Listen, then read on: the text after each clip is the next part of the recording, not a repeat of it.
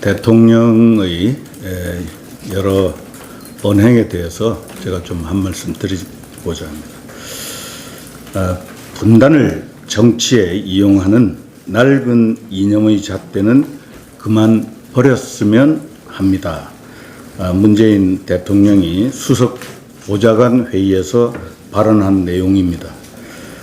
옳은 말인 것처럼 보이지만은 스스로 분열을 조장하는 입에서 나온 표리부동한 말이기 때문에 설득력이 없다는 것이 문제입니다. 문 대통령은 우리 역사의 상처인 5.18을 추모하기 위해 모인 자리에서 독재자의 후예가 아니라면 5.18을 다르게 볼 수 없다면서 5.18을 정쟁의 장으로 활용하는 구태를 보여줬습니다. 이 말에 대해서 남로당의 후예가 아니라면 천안함 폭침을 다르게 볼 수 없다라고 되돌려 줘야 한다는 비아냥 소리를 여기저기서 많이 들었습니다. 그날 그 어느 곳에서도 대통령이 앞장서야 할 사회 통합의 리더십은 보여주지 못했습니다.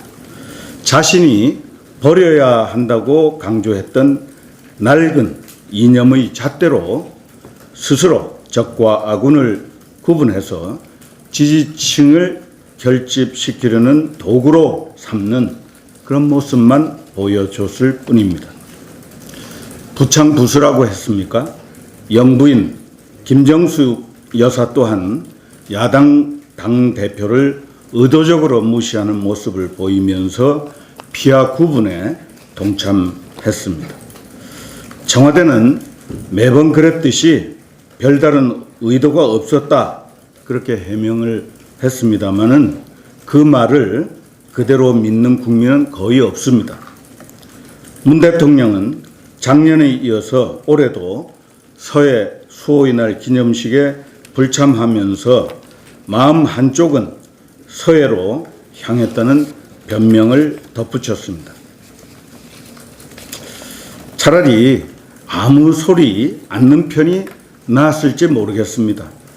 거짓을은 마음이 느껴져서 참으로 밉다는 국민들이 많았습니다.